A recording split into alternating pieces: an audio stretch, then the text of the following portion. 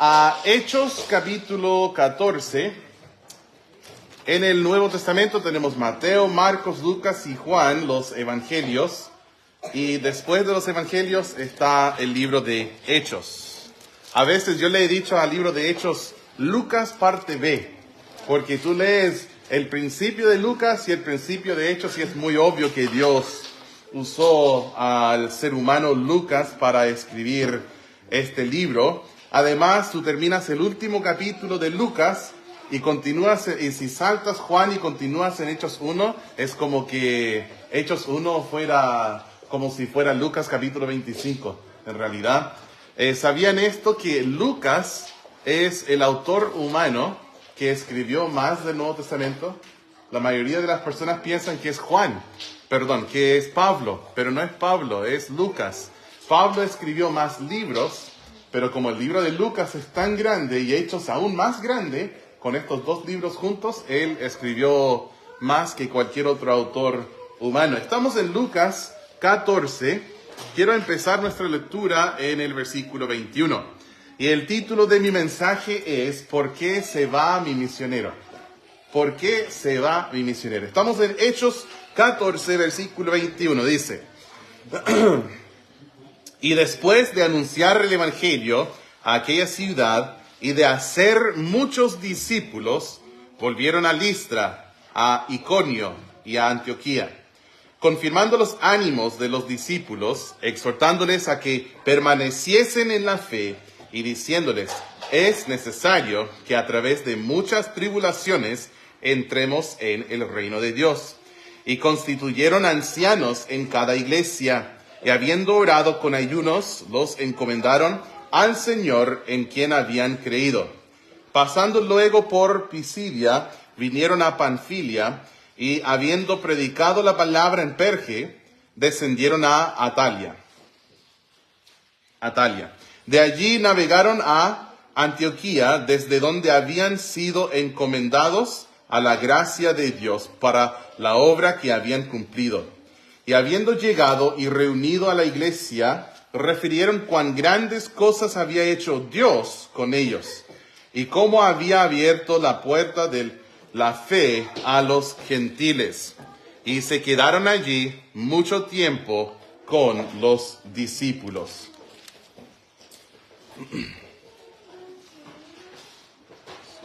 Vamos a tomar un momento para orar, hermanos. Padre, te doy gracias por tu palabra, es perfecta, Señor. Y el hombre detrás de este púlpito la necesita. Necesito el alimento sólido, necesito nutrición, pan diario de tus escrituras, Señor, en cada día. Yo sé que esta iglesia también necesita una buena alimentación bíblica. Así que oro para las personas en ambos lados del púlpito, para que tú tengas tu obra en nuestros corazones. Háblanos, Señor, y nosotros nos comprometemos a ser sumisos, ser humildes ante ti y mansos para recibir la palabra implantada con mansedumbre. Señor, obre en nuestros corazones para la gloria de Jesús. En su nombre te lo pedimos. Amén. Bien, en el primer versículo del pasaje dice: y después de anunciar el evangelio a aquella ciudad, y fíjate de esta frase, y de hacer muchos discípulos, volvieron a Listra, a Iconio y a Antioquía. Una pregunta, ¿te recuerda de algún texto cuando lees después de haber hecho muchos discípulos? ¿Te recuerda de algún versículo bíblico? Debe recordarnos de la gran comisión en Mateo 28, donde el Señor dijo: id y haced discípulos a todas las naciones. O sea, ellos fueron enviados de la iglesia de Antioquía, lo vamos a leer en unos momentos más. Ellos fueron enviados como misioneros para hacer ¿qué trabajo? No fueron enviados para empezar orfanatos, o hogar de ancianos, o escuelas, o de cavar pozos, que son lindas obras de caridad. Estoy a favor, pero no son la gran comisión.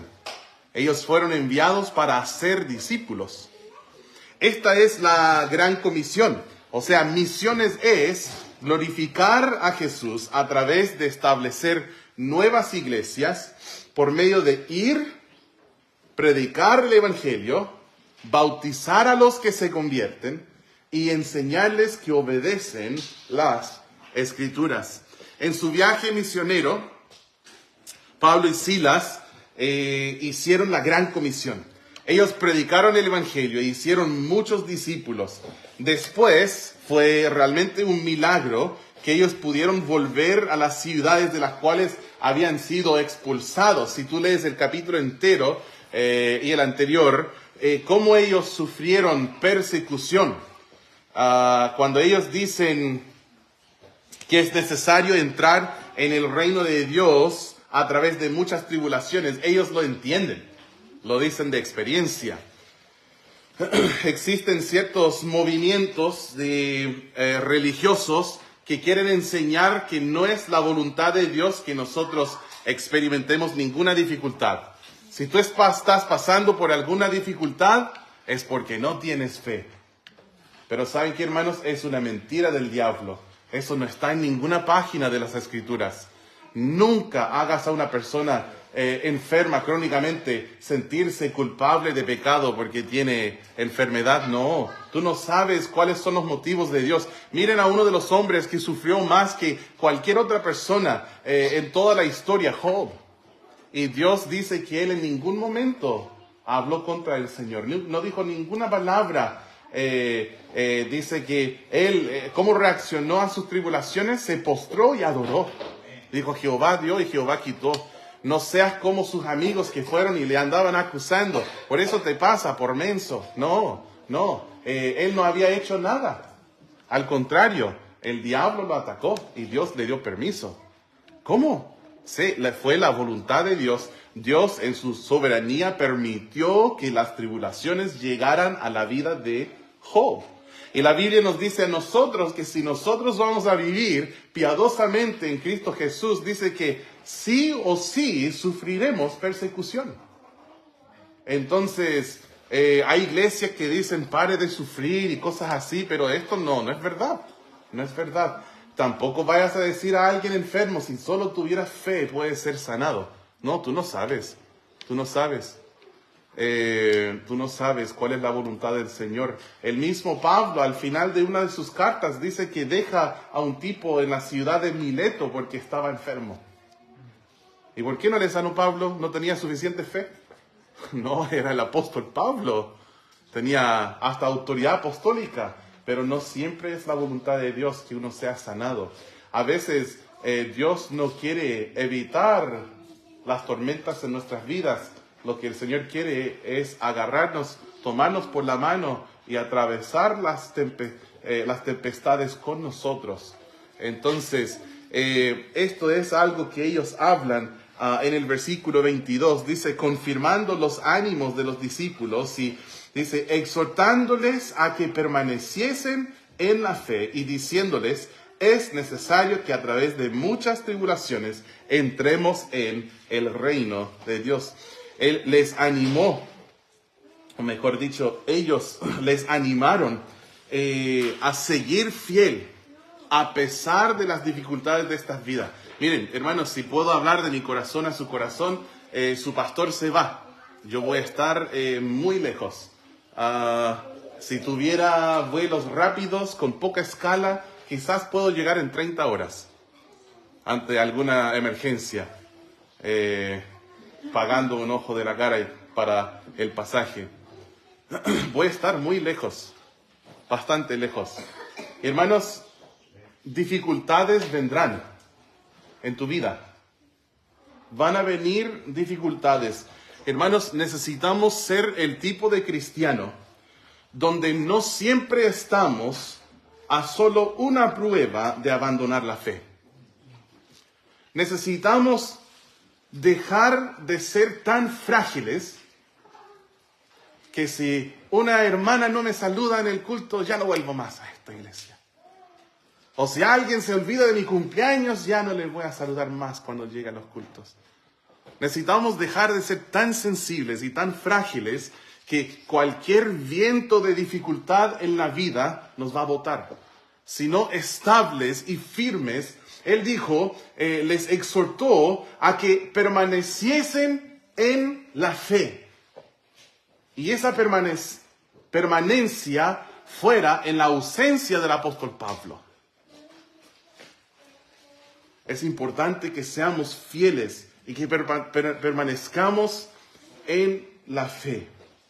La perseverancia es una evidencia de que nuestra fe sea verdadera, que sea legítima.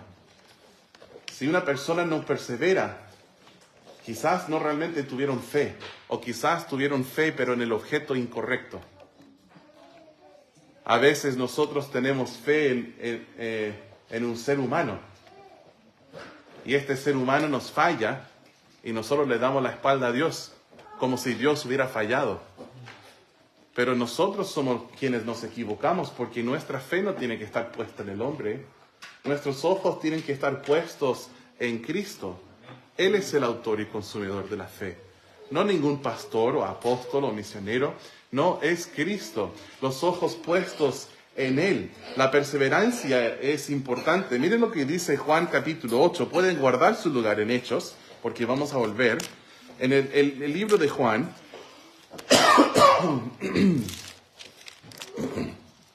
Juan capítulo 8, quiero leer los versículos 30 y 31.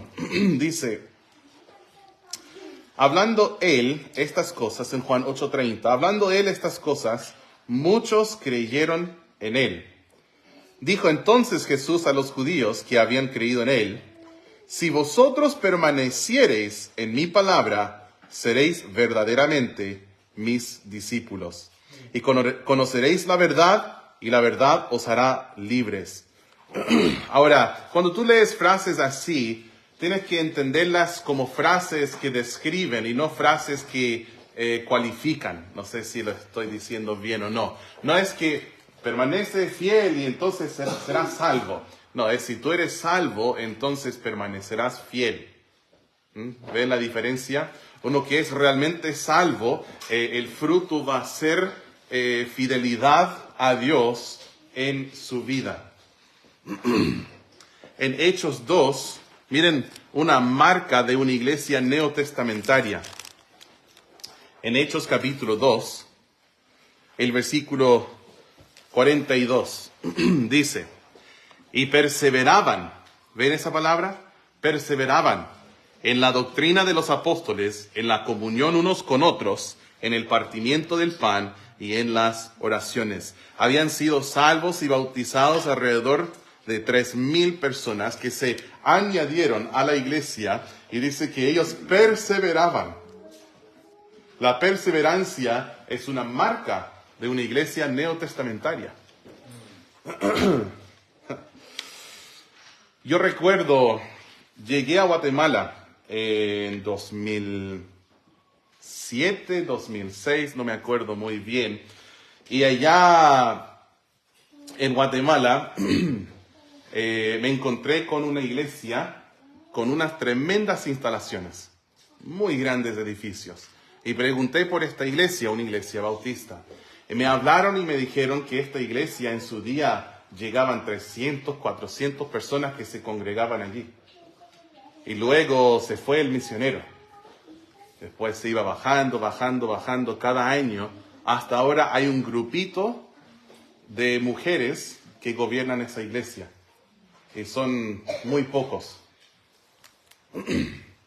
Y yo recuerdo viendo esto y dije, Señor, yo no quiero ir al campo misionero y plantar una iglesia para que un año después, o 5 años después, o 10 años después ya no esté. Yo no quiero esto.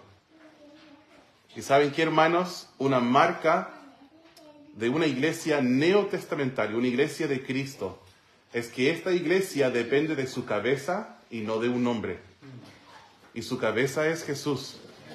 Y esto lo tenemos que tener claro siempre y perseverar. El versículo 23 dice, y constituyeron ancianos en cada iglesia, y habiendo orado con ayunos, los encomendaron al Señor en quien habían creído. Qué importante todo lo que está incluido en este versículo.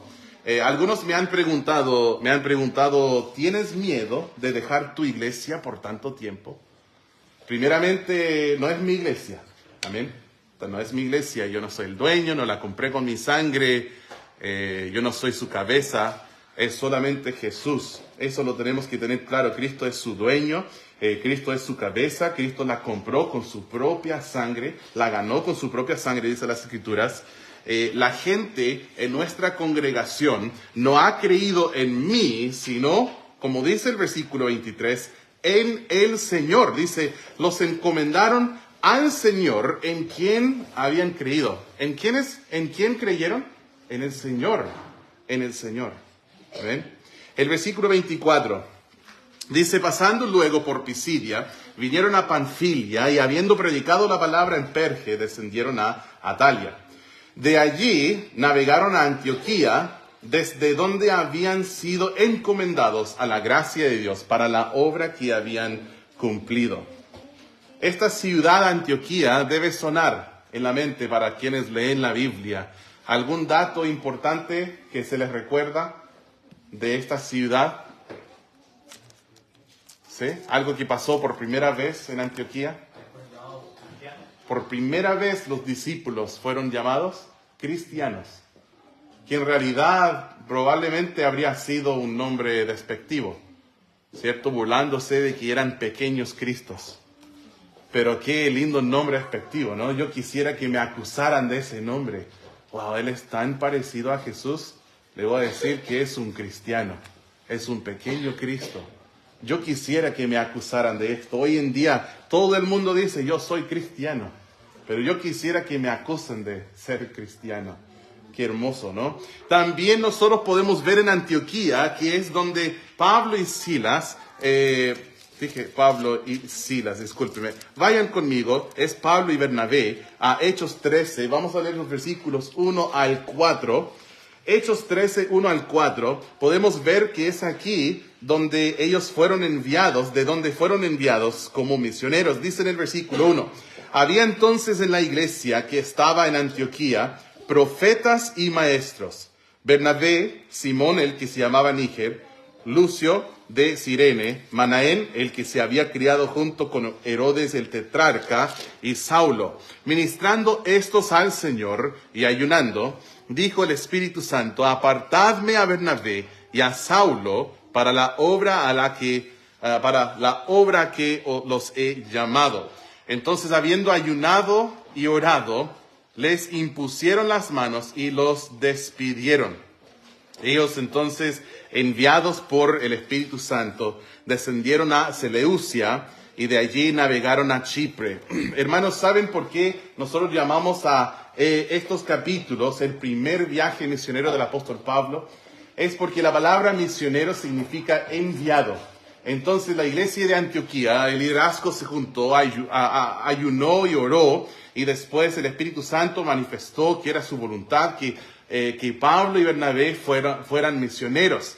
Entonces imponen manos y los envían o los despiden. Después en el próximo versículo dice enviados por el Espíritu Santo. Entonces eso de haber sido enviado es la palabra misionero. Y en un sentido genérico, nosotros somos todos misioneros. ¿Por qué? Porque Jesús dice, como mi Padre me envió, así os envío a vosotros, en Juan 20, 21. Entonces, en un sentido, todos nosotros hemos sido enviados como misioneros. De hecho, no sé si existe, hermana Camila, usted que conoce todos los cantos de niños, hay uno que dice, sé un misionero. ¿Sí? Sé un misionero del Señor. ¿Cómo sigue? Solo lo conozco en inglés. Siga, Nacho.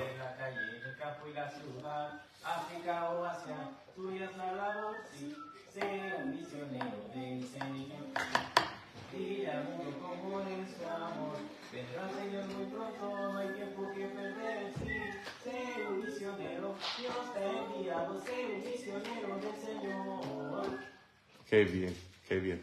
En inglés dice, sé un misionero, no del Señor, sino cada día. Sé un misionero cada día. Así lo dice en inglés. Por eso lo pensé, porque todos nosotros hemos de ser misioneros cada día. Hemos de cumplir con la gran comisión, haciendo discípulos, yendo, predicando el Evangelio, animando a los que se convierten a Cristo para que se bauticen, y luego tomándoles por la mano y llevándoles a la madurez espiritual, enseñándoles todas las cosas que Cristo nos ha mandado, porque Él está con nosotros. Entonces, hermanos, en un sentido todos somos misioneros, en un sentido genérico. Pero nosotros normalmente cuando hablamos de lo que es un misionero, estamos hablando de alguien que ha sido enviado de un lugar geográfico donde se predica el Evangelio a otro lugar geográfico donde el Evangelio no está siendo predicado. Básicamente este es un concepto muy sencillo de lo que es un misionero. El apóstol Pablo y aquí con Bernabé son enviados en un viaje misionero. Ellos van visitando muchísimas ciudades, estableciendo iglesias en estos lugares y haciendo muchos discípulos, predicando el Evangelio. Y ahora han vuelto a visitar las ciudades e iglesias que ellos habían comenzado. Y van estableciendo... ¿cómo es la palabra bíblica? Constituyendo ancianos o pastores en cada una de las congregaciones. Y exhortándoles, animándoles, confirmando su ánimo para que sean fieles, que permanezcan en la fe, a pesar de las dificultades de la vida. Entonces ellos luego toman a estos discípulos y los dejan en manos del Señor, porque ellos creyeron en el Señor.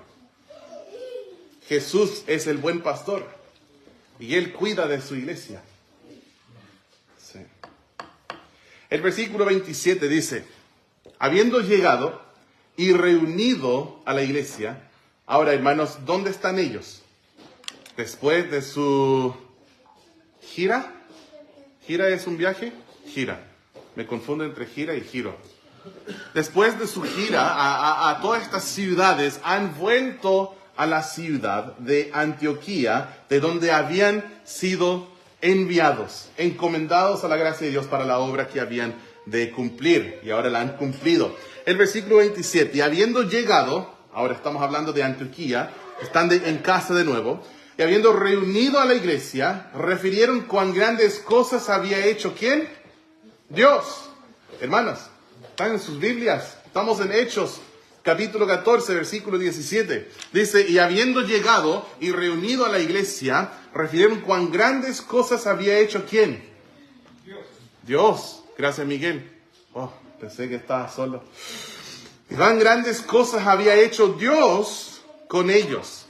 Es la obra de Dios y Él recibe todo el crédito. Es para su gloria. Y dice, y cómo había abierto la puerta de la fe a los gentiles. Entonces ellos reúnen a la iglesia, habían estado fuera por más de un año y ya era tiempo de volver a su iglesia enviadora para dar un reporte. Nosotros, con mi familia, ya hemos estado 4 años en Coyhaique sin dar reporte a las iglesias que nos apoyan, excepto de forma escrita, las cartas que mandamos. Y hermanos, ya es tiempo de volver y dar reporte. No vamos a poder visitar a todas las iglesias que nos apoyan, pero sí vamos a estar probablemente en 3 a 4 iglesias por mes. Y visitando, viajando. No tiempo completo como hicimos la última vez, pero esta vez igual vamos a estar viajando, dando reporte a las iglesias que nos apoyan. Y en este viaje tenemos muchos deseos que quisiéramos cumplir. Y les pido, hermanos, que estén orando por eso también. Para mí, uno de los principales motivos de por qué viajar es para la familia. Para que mis padres conozcan a mis hijos conozcan a mis padres, a mis suegros, mis hermanos, mis cuñados, concuñadas, que puedan conocer a sus primos, fortalecer esos vínculos de amor y crear memorias que van a perdurar toda la vida. También esperamos que sea un tiempo de descanso. Llegué a Chile en 2010 He estado trabajando en la obra del Señor tiempo completo desde 2010.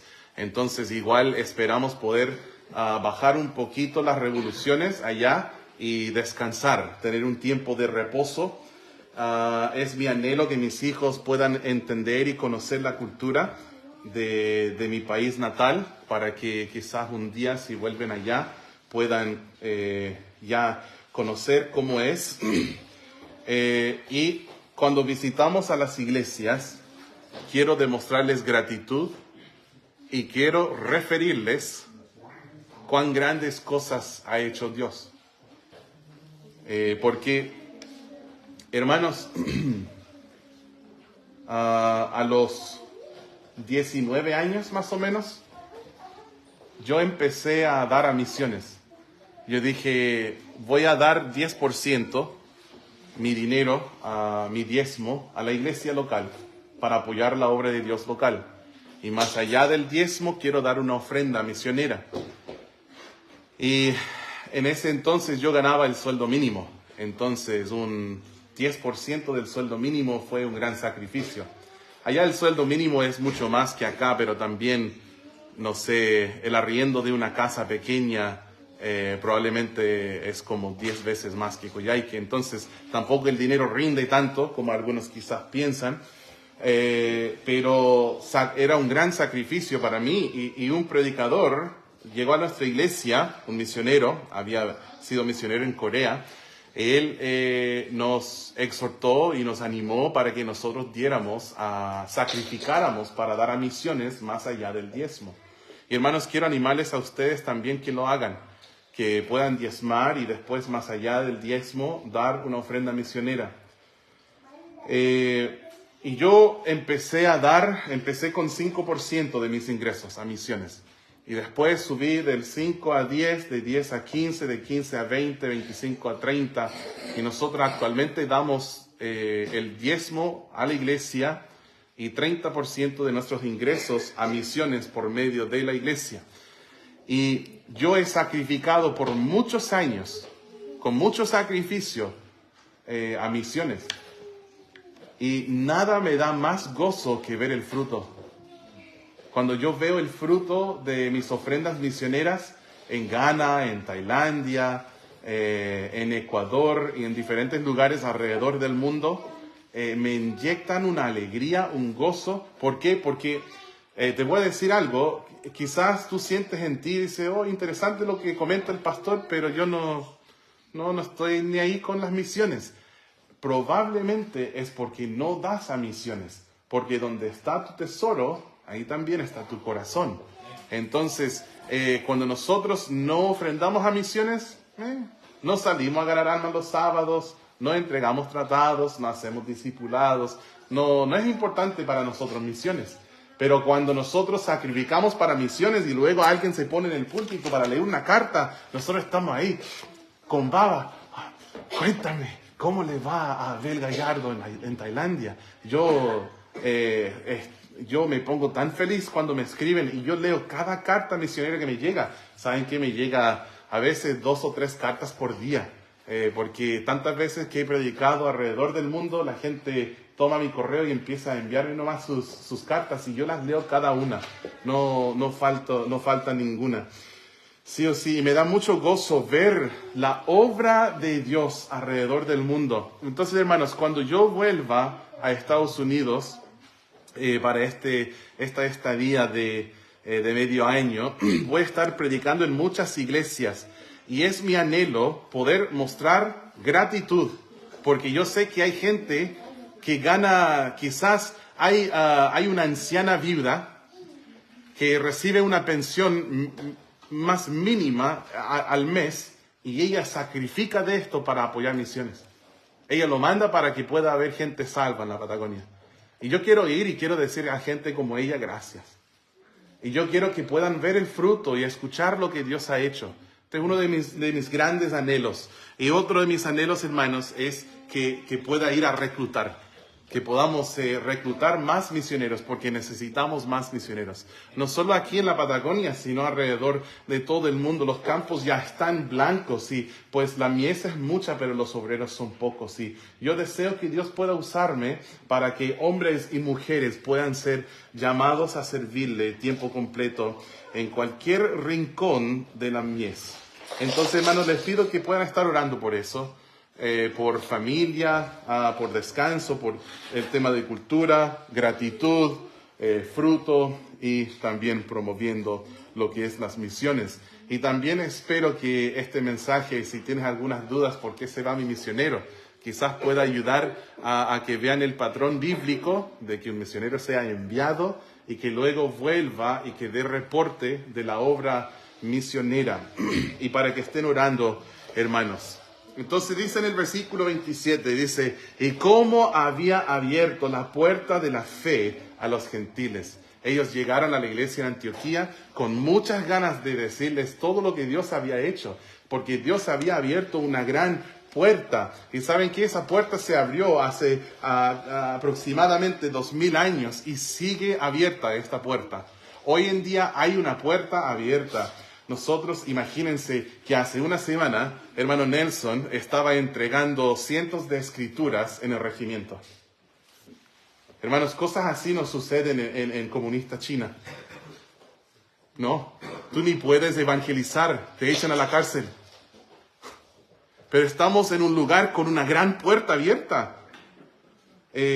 Nosotros podemos estar enfrente de un imán repartiendo tratados. ¿Sabes qué hacen en Estados Unidos si repartes tratados enfrente de un supermercado?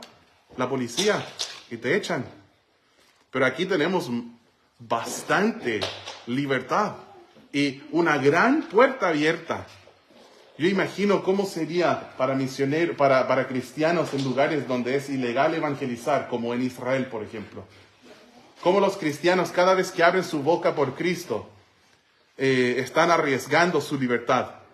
O en lugares en Egipto, por ejemplo, o en Arabia Saudita, donde hasta te puedan matar por hablar por Cristo. Yo pienso en los cristianos valientes allá, que cada vez que abren su boca para hablar por Cristo, donde el bautismo no es como ir a Corona y probarse una prenda de ropa para ver si te queda bien, no, donde el bautismo para ellos es como un funeral, donde su familia les va a abandonar y les va a echar de su familia. Yo pienso de cristianos así. Yo pienso que nos deben mirar a nosotros y decir, qué desperdicia de su libertad y de la puerta abierta que tienen. Tenemos tanta libertad, hermanos. Tenemos tanta oportunidad. Y la puerta se abrió grandemente y sigue abierta. Yo recuerdo, he conocido gente de toda la región. No creo que haya ningún rincón de la región donde yo no he conocido a alguien. Hasta, ¿cómo se llama? Puerto Edén. Conocí a alguien de Puerto Edén, que es una isla donde está básicamente congelado todo el año y llueve todo el año y está cerca de O'Higgins.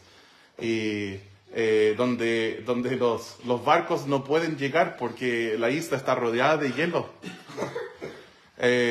Y yo he conocido gente de toda la región, hermanos. Y en todos estos lugares tenemos una puerta abierta. ¿Por qué nosotros no podemos empezar una iglesia en Cochrane? ¿Por qué no podemos empezar una iglesia en Puyuhuapi, o La Junta, o en O'Higgins, o en Guadal, o Chile Chico? ¿Por qué no?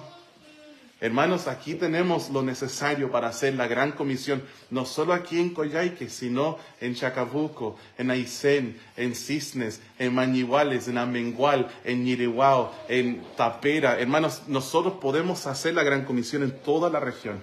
Y no solo podemos, tenemos que hacerlo. Porque si nosotros, entonces ¿quién? Hermanos, si ustedes no, entonces ¿quién? ¿Vamos a esperar que lleguen más gringos?